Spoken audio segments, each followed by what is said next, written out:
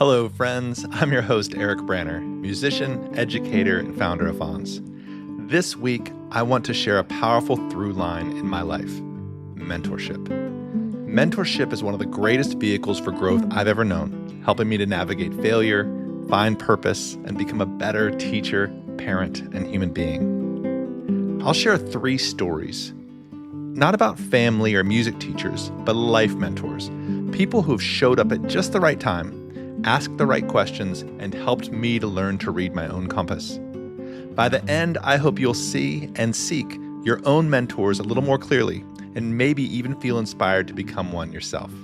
Let's dive in. This week, I wanted to discuss something that's very near and dear to my heart, especially as I take inventory of my experience of being alive for nearly half a century and the many successes that I've experienced, and more importantly, how I've navigated the multitude of failures and challenges. And when I do take that inventory, I come across this recurring theme of mentorship that has appeared in my life at the right times, during the right seasons, to help guide me in a direction that I think helps me become my best self. And today I wanted to just share this core value that I carry, that mentorship is, I think, one of the most profound vehicles for both personal and professional development in your life. Mentorship is a profound vehicle for personal and professional development in your life. And wherever you are, whatever season you're in, keeping your eyes open and seeking and being available for mentorship to pop up to guide you, to help you, to encourage you, and perhaps being in a season where you're ready to become that mentor for someone else. In today's episode, I'll share 3 stories of mentors that I've experienced along my path, but also what mentors are, how mentorship can shape your life, what it means to be a mentor, and how you, the listener, can be open to finding and connecting with mentors yourself. We think of teachers as showing you what to do, how something works, developing a skill. We think of coaches as someone who helps encourage us along our path, giving us a prescription or teaching us techniques for how we can achieve a goal or become who we want to be. But I see a mentor as someone who's helping you become the best expression of who you can be, right? Someone who's lived a path similar to maybe what you're pursuing, or has a tangential experience through age or wisdom or just the life that they've lived that can guide you in the same meaningful way from learning from their experience. Another thing about mentorship is, in my experience, it's rarely formal. The great mentors in my life have been an informal or maybe a friendly relationship to begin. It's been mutual, it's been relational, and those relationships have evolved naturally over time. So when I think about a mentor, I think of someone who was there encouraging and being helpful and sharing their experience. And they're not necessarily handing you a map to say, this is how you do something. They're saying, here's how you develop your compass. Here's how you read your compass. Here's how you can be guided by this compass. That's how I see a mentor-mentee relationship. For this episode, I want to talk about mentors outside of the normal realm of people who inspire us. For instance, my father was a great influence in my life, and my mother. They were mentors. They were guides. My music teachers, I probably had 8 or 9 really close guitar teachers and music teachers during my journey of studying music who taught me a ton, mentored me, guided me, but it was a different type of relationship. So today I want to talk about mentors, people who pop up, create a relational experience, who help you along your way. The first real mentor that showed up in my life was a guy named Pete McCoy.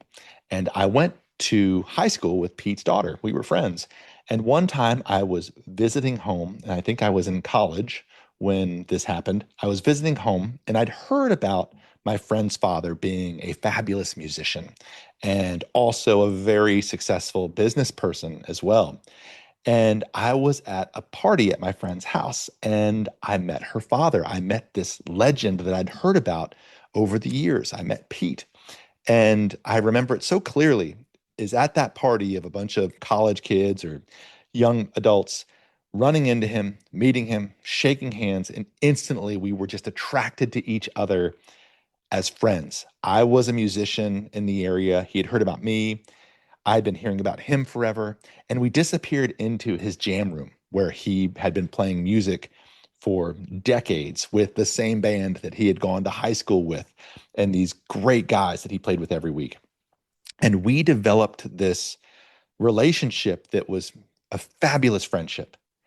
Every time that I would go home to visit my family in the Shenandoah Valley, I'd hang out with my family. And then when dinner was over and people went to bed, I would go to Pete's house.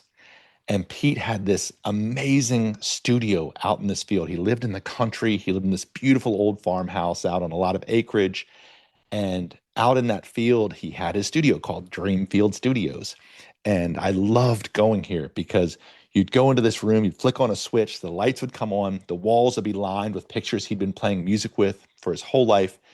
There was drum sets, PAs, vintage guitars that he had bought when they weren't vintage when he was a kid growing up, and all this great memorabilia of his life. And there was three rules in the Dreamfield studio. There was no clocks, there was no cell phones, there was no windows. So basically, when you're in there, you lost complete track of time. No clocks, no cell phones, no windows. So you walked in there, you played music, you connected, and this was a lifeline for him. And Pete taught me so much. One was, he was work hard, play hard kind of guy. He ran a multitude of companies. He was very successful in the business world, but he never ever gave up his love of artistry and of music. His voice is one of my favorite voices I've ever heard in my life. He played the first dance at my wedding. He had a spectacular relationship with his wife that became a guide and an influence for how my relationship with my wife was going to become. And so for years, I would spend every break that I was home playing music with him, but also learning about his philosophy about working, about discipline, about going the extra mile, about how he treated his customers when they came into one of his showrooms. And these things started just molding who I was going to be as a young adult, as someone who wanted to work really hard, as someone who was open to learning how to do sales. I realized in my early 20s that he was becoming one of the biggest influences on who I was going to be as not just a musician, but as an entrepreneur. The other piece that he did so well was maintain friendships. And I watched him as every Thursday night, his buddies would come over and they'd play music religiously until late. They played music. They were all good. They've been playing together forever. But it was so much more deep than just playing music. It was their community. It was their space where they went and turned off their cell phones. They didn't have clocks. They didn't have windows to see what was going outside. And they just played music. And that became something that was a through line for me in how I set up my studio. When I first opened my studio in West Seattle, I called it Dreamfield West, meaning here I am on the West Coast opening my space where hopefully people will come over and want to jam. It informed how I wanted to teach. It informed how I did business and how I approached business. And I learned it from just watching this incredibly charismatic, impactful, disciplined, hardworking, kind man live his life. And, he was 20 years older than I was. And that ability to see someone further down their path and their career and knowing, wow, this is something that I would really like to see in my life. And so I was so grateful for that relationship and to know him both musically and to see how his world was professionally. I remember one time he had a bunch of furniture stores, and I remember walking through one of his furniture stores late at night. We were stopping in to get something. I think we were going to play music somewhere. And we're walking through this showroom, and I walk by this chair. It's a Harley Davidson recliner, and it's got fringe coming off of it, and it's It's wild. It's like a Harley Davidson motorcycle and a Lazy Boy. And it doesn't fit in because this is a pretty, it's a furniture store and it's like right in the middle. And I was like, Pete, what is up with this recliner, man? And he's like, Branner, you never, ever prejudge the taste of the American consumer. I sell a ton of these things. And we laughed so much because he got people. He knew what people wanted. It might not be as aesthetic, but he understood what moved people and how people made decisions. And he respected that. And I loved that about him. And that's something I feel has been a through line in all of the work that I've done. So that was my first real major mentor that popped up by, again, going to a party with a friend, meeting the friend's father, having heard of him before, becoming friends, and over the years developing this relationship that helped guide me professionally, musically, personally, relationally, in how I lived my life. But also, he held me accountable. He was not afraid to tell me what he actually thought about decisions I was making and paths I were going down and where he thought I was maybe making a mistake. And I was so grateful that our relationship became that over the years. And there's no way that I'll ever be able to thank him for all of those things that he gave to me in my life, but I try to every day. Yeah, he passed away last year, and I really miss that guy. And the last thing I'll say about Pete is he was the person in my life that showed me how art and business can coexist with your purpose on this earth. And he was a great example of that. One of the things he had hanging on his wall in his studio, in the Dreamfield studio, was a record contract offer that he had received shortly after graduating from high school, I believe. He was playing in kind of a Beatles-esque style band during that period. And he framed it because he didn't take it, because he chose to be a father and a business owner and to take care of his people. And that framed record offer was just a reminder that he chose what was important to him. And yes, he could have gone another way, but he held no regret because he knew what mattered to him in life. And I just always thought that was so beautiful. And that informed so much of who I am. So fast forward, the next major mentor that kind of popped into my life is I had just graduated college and I had moved to the West Coast. I'd moved to Seattle to further study guitar. I was studying with a great teacher. And I found myself needing a place to live. Back then, it was like an arts and culture paper that's really popular in Seattle back in the early 2000s. And I answered this ad. I met Terry Clayton. And I will never forget the moment that I met this man. I was moving into or hoping to rent a basement apartment. And I went over to, it was a kind of a large, old craftsman style house in the Wallingford neighborhood of Seattle. And I go over to just, hey, I'm going to go meet this person. Hope he's cool. And there's this giant man, shirtless, hairy, uh, white hair, and he's huge. He just seems massive. He's got like a 7-foot wingspan. And he's in the basement of this house. I see through the window and I'm like, well, maybe I should leave. And his arms are stretched out and he has 2 paintbrushes, one in each hand. And he's painting the walls and the ceiling as if he's dancing. And he's wearing those short gym teacher shorts, no shirt. And he's painting 2 walls at once on opposing sides of the room. And he's painting what will become my apartment. And so I introduced myself, and it's Terry Clayton. Terry Clayton is, at this point, he's probably in his late 60s, early 70s. He's a lifelong teacher. I find out that he has traveled all around the world multiple times. He's been everywhere. And he traveled to around 140 countries. He spoke many languages. He was a history teacher in high school, and he was absolutely passionate about just being alive and being a decent person. So after a few minutes of meeting this person and chatting, we really connected, and I moved into his apartment. And that became the summer because next door to us, was a group of young folks who were in college, one of which would become my absolute best friend of all time. Above me in the apartment upstairs, it was a house with basically 3 apartments. Terry lived on the main floor. I was moving into the basement, and another musician friend of mine was moving into the other floor. So we were all living there three young guys hanging out with this sage, wise, well-traveled historian who loved nothing more than hanging out with musicians. And a great story about this is my friend played in this band and he was living there. And Big T, we called him Big T because he was massive, big dude. Big T was asleep one night because he had to go to school to teach next morning. And my friend's band was playing in their little apartment. They had a full band over. It was a world kind of music band. And Terry called during their band rehearsal late at night and said, Jaeger, I need to have a talk with you.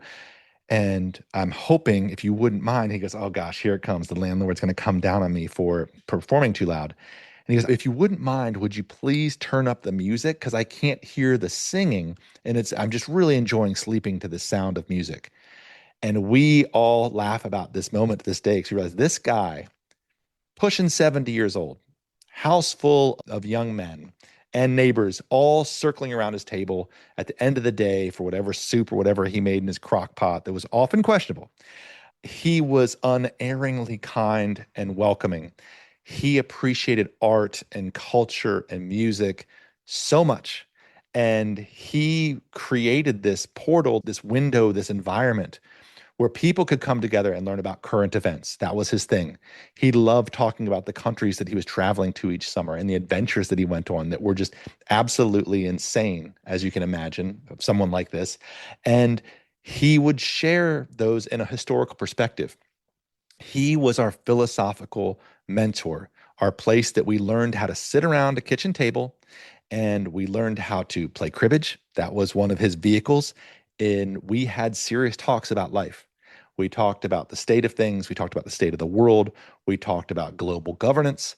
He became a mentor to all of us in such a beautiful way about just how to live, how to be kind, how to show up for people, how to expand your compassion, and how to take that into a classroom and change a generation of people.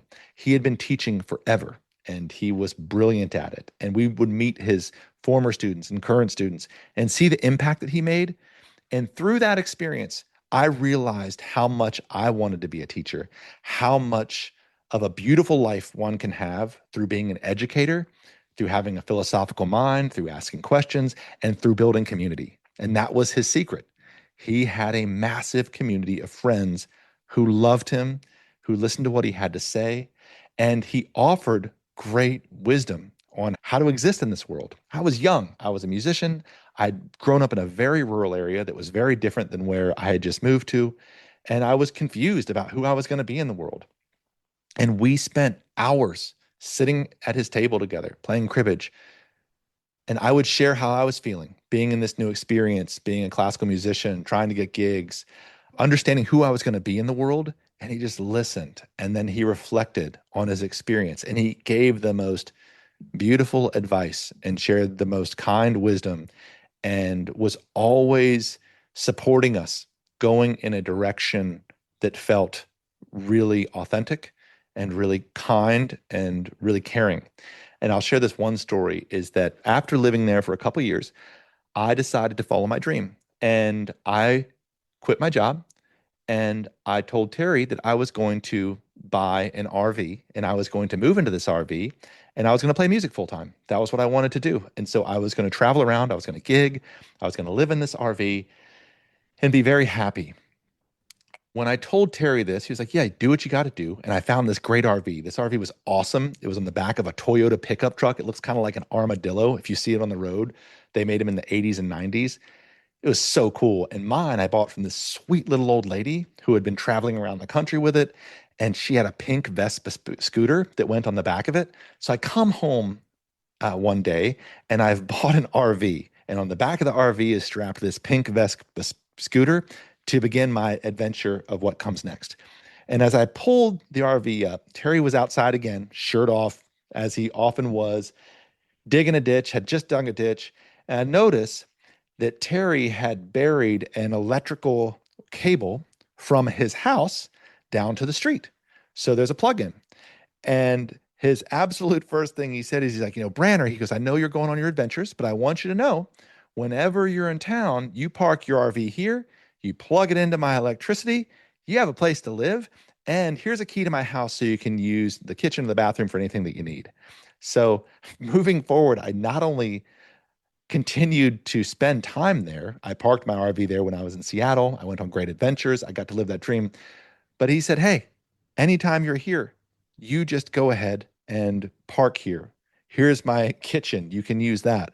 And that taught me so much about who I wanted to be as a human being, how I would want to share and enable other people to live their dreams, because it felt so good to know that, yeah, I was going out and doing this wild thing. I was going to move in an RV and travel around the country and playing gigs, see what happens.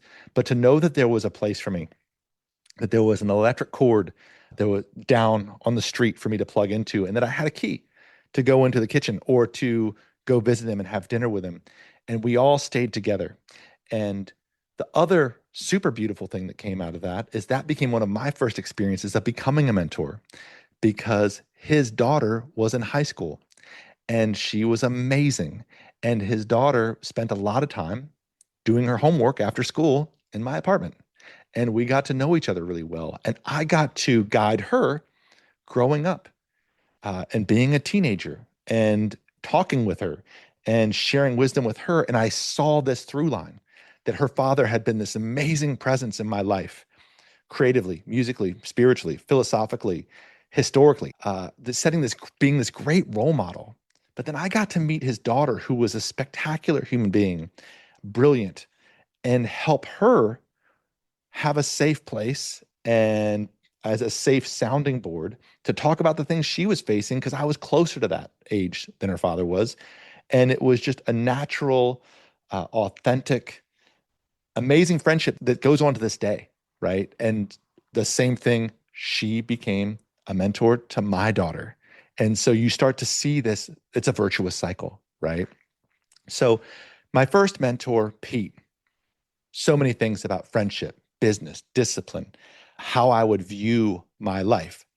My second great mentor, Big T, this open hearted, big picture, worldly traveler, adventurer, spirit of a human being to help me learn how to build community and shape community and be mentored and mentor others and value that time of sharing ideas with other people and making great friendships.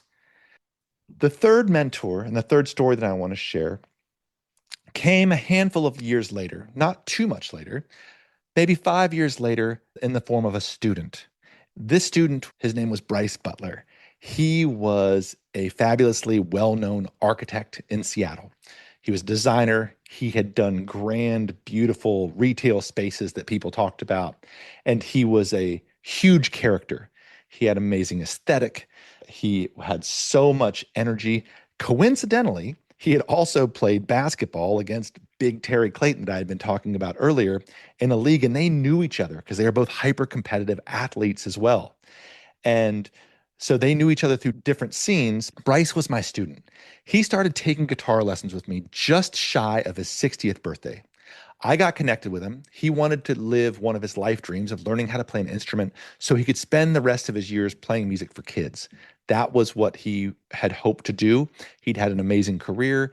Now he wanted to study music and share it with children for his retirement.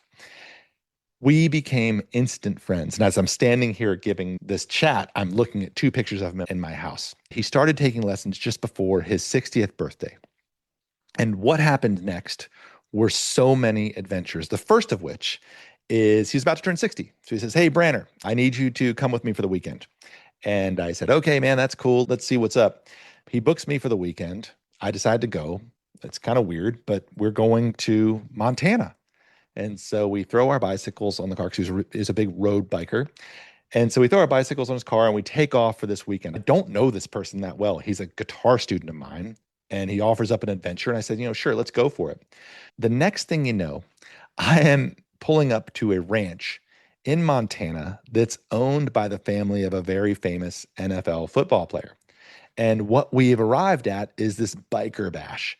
And it's a biker bash that is massive. And not only is it a massive motorcycle biker bash, with huge pickup trucks are there and there's Harleys everywhere.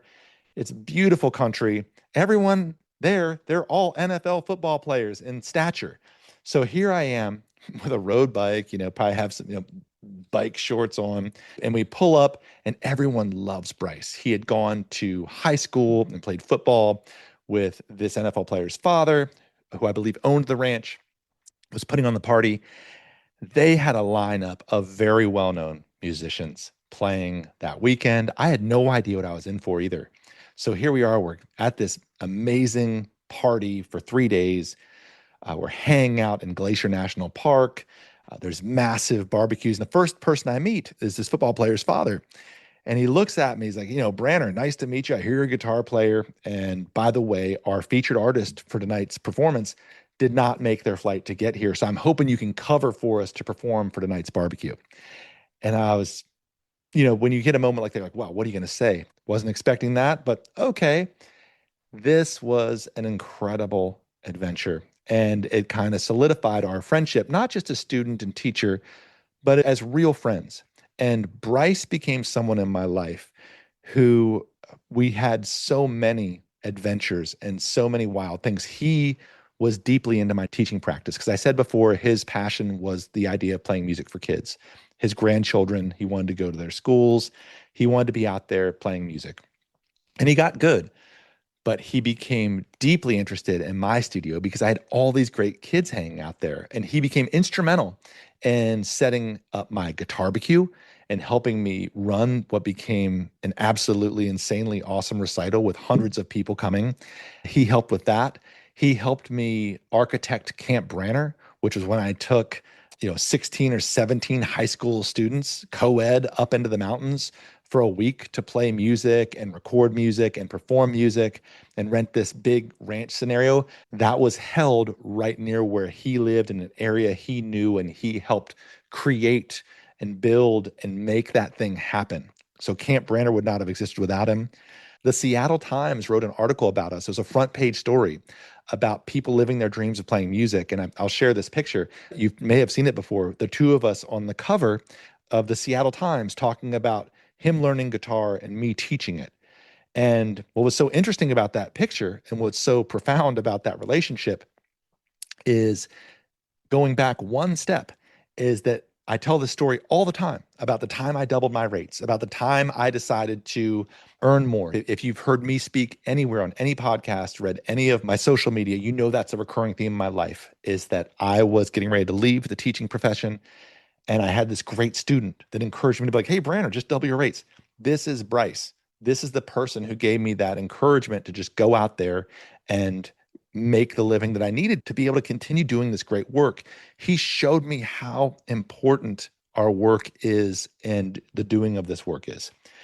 The reason I mentioned that picture on the Seattle Times is it was taken in his living room because when Bryce found out that Allison and I were at that time getting ready to start a family, that she was pregnant, the first thing he said to me in our next lesson was, Branner, here's what I want you to do.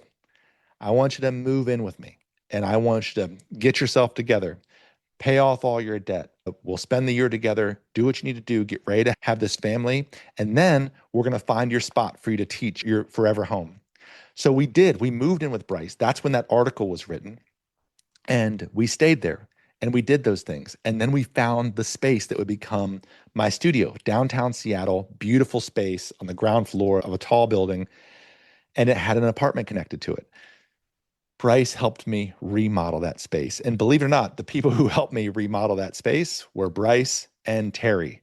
Bryce designed it, helped build it out. Terry helped as well. Side story on that is we had just moved into what was going to become my studio, my first professional space. And Bryce and Terry were there and they saw this big pile of wires hanging out of the wall. And they thought to themselves, let's just tear that out. I'm sure it's nothing.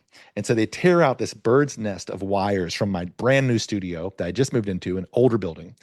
And then the next thing you know, the building manager comes over and goes, what did you do? You just tore out the intercom system for the entire building. No one in the building can speak to each other. It was old school. There was a bird's nest of wires, and they just chopped it out. And so that was stressful. We got through it. We brought somebody in. We fixed it. And it was funny that it was Bryce and Terry, those two mentors. And so when I think about Bryce and our time together and the adventures that we had, and how it began as a student-teacher relationship, but it quickly shifted into being more of him being my mentor, and I became his musical mentor. How he could reach out and play more music for the people in his life that he wanted to. And he became a good musician. I loved that he had inconsistent rhythm. That was something he never really, starting playing guitar seriously when you're 60, it's tough to really get dialed in. And so he'd add an extra beat here or there, let a beat go, add an extra beat. And I got really comfortable. It's kind of like accompanying Bob Dylan, right? I got really comfortable accompanying this man. And to this day, there's a song that he played by Graham Parsons called The Ballad of the Grievous Angel. And I can't play it like Graham Parsons does. I play it in this combination of 4/4, 5/4, 3.5/4, 4.5/4. It's really the sound of him playing that song on wherever we were, whether it's his cabin out in the Methow Valley that he built or my back porch, is so etched in my brain that I learned that song how he played it. And it's one of my most favorite things to play. I just can't play it with anybody else now. So this is something that I cherish so much in that relationship, is this person with this extreme aesthetic, this person that had so much respect for teaching. And his core value, his thing that he said to me every time we hung out, when I talked about leaving the profession and getting an MBA or a law degree, like I always talked about in all these interviews that I do, aside from saying, yeah, Branner, just raise your rates, nobody cares. His real theme was it's all about the kids. And in his heart, he had lived long enough. He had achieved enough success professionally in the design world. He'd done all the fancy things. In his heart, he always circled back to knowing that children and kindness and investing in children's education is the most profoundly impactful thing that we can do. And I'm so grateful that when I was considering turning away from education, the lever that kept me there was being able to make a living and being able to survive and to buy this house and all those things.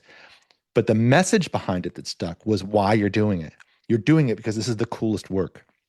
Don't be fooled into thinking that, going off to be a lawyer, becoming a corporate lawyer and making a lot of money is going to make you happy or feel complete unless that lever is pulled in order for you to go back and spend more time helping children.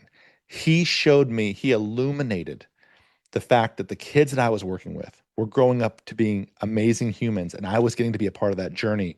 And I was so lucky that I should feel grateful for the fact that I was able to do that. So you look at, now we've got these 3 stories, and I could have told 10 stories, but these are 3 stories that are so different. And that's why I want to highlight them today. These 3 mentors that popped into my life, these 3 people that showed up at just the right time to shine a light on who I was in that moment and to reflect back who they were and how they evolved into be whatever relationship that was, whether it's jamming, whether it's a landlord, whether it's a student, into someone who profoundly affected my journey. The reason I want to share this isn't just to say, oh, well, look at all these great guys. It's to say I didn't do this alone. It's I'm so grateful for the fact that I had these people in my life, but also to encourage you to open your eyes to the opportunity for this happening, right? For having an open heart. The way that happens is to become the type of person who's constantly learning, who is willing to be wrong, who's willing to fail, who's willing to try things, who's willing to throw out a big idea and go for it, who's willing to be really close friends with someone who's 20 to 30 years older than they are. Because those intergenerational relationships that become mentor relationships are so powerful and they're so fantastic. And they don't look like traditional teachers. They don't look like traditional coaches. They occur in a much more organic, authentic, timely fashion that you often don't even know that it's a mentor-mentee relationship until afterwards, until it's over. So how do you do this? How do you find this? I really think it comes down to having an openness and a willingness and to ask, to be a person that asks questions. And when people ask you questions, when people have an interest in what you're doing that's interesting, say you're a music teacher, say you're a classical pianist, When you meet people that say, tell me more about that, right? Tell me more about what you're doing. Wow, that's cool. Or wow, I see the value of what you're doing to impact young people. How can I become involved in that? Lean into those moments. When those moments come up, that's where you want to deepen that relationship. And you're open to these beautiful ideas and these beautiful reciprocal givings and learnings and takings that only come when you're open to them. The last piece that I'll share is this virtuous cycle, is knowing when it's your time to become a mentor to someone else. And at the stage of my life that I'm in right now, 2 of the 3 people that I have shared about today are no longer with us. And I am realizing in my life that that's also a signal that I need to be more open to finding and seeking that next generation of people and building that relationship in whatever way I can.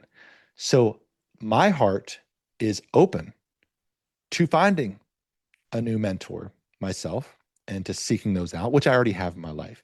But my heart is also open to finding young people along the path who are seeking out similar experiences and impacts, or maybe they don't really know what they want to do, and being there for them and being there with them and walking with them and being grateful that they're sharing that with me.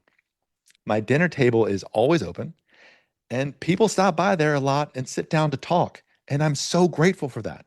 This is a virtuous cycle because not only do they come over and talk, they're talking to my kids. These people who have mentored me have helped raise my children. Their children have helped raise my children. My children are now starting to help raise their children and babysit their children. This is just a beautiful way of the world. And I've specifically not spent today talking about the great guitar teachers I've had or the great just straight up business mentors I've had or whatever. I'll talk about that another time. These are life guides. These are mentorship opportunities. And I love them. And I'm so grateful for them. And I would encourage you to understand the greatest gift that a mentor can give is believing in a person, which is asking questions, which is guiding them, which is not passing judgment.